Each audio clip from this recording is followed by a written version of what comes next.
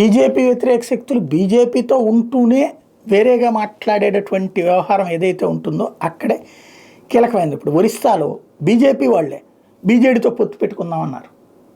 ఎందుకని? కొంతమంది ఒక వర్గం బీజేడీకి అసెంబ్లీ సీట్లు ఎక్కువ ఇద్దాం, 2/3 పార్లమెంట్ సీట్లు ఎక్కువ మనం తీసుకుందాం. వీళ్ళు ఆ బీజేడీ భావజాలంతో ఉండేటటువంటి వాళ్ళు.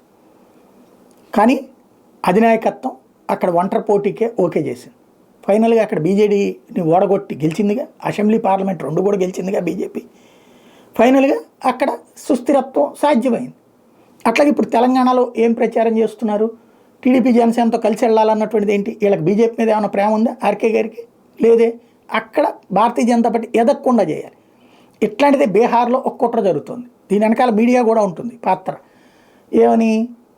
ఇదే నితీష్ కుమార్ వచ్చి తేజస్వి యాదవ్తో కలవబోతున్నాడు, బీజేపీకి దెబ్బకొట్టేయబోతున్నాడు అంటే ఓ పక్కన మోడీ ప్రభుత్వం అస్థిరమైపోతుందనే ఇది చెప్పడం, రెండో పక్కన తేజస్వి యాదవ్ ఇటు ఆర్జేడీ బలపడిపోతుందని చెప్పేటటువంటి ప్రయత్నం. ఇక్కడ బేసిక్గా అదే. నిన్న తేజస్వి యాదవ్ అబ్బే మేము అసలు ఎవరితో పొత్తు పెట్టుకునే ప్రసక్తి లేదు, నితీష్తో పొత్తు అనేటటువంటి ప్రసక్తి లేదు, అసలు ఎవరు బెక్కి చెప్తున్నారంటూ మీడియాను ప్రశ్నించాల్సి వచ్చింది. అసలు నితీష్ కుమార్ చెప్పాడా, తేజస్వి యాదవ్ చెప్పాడా?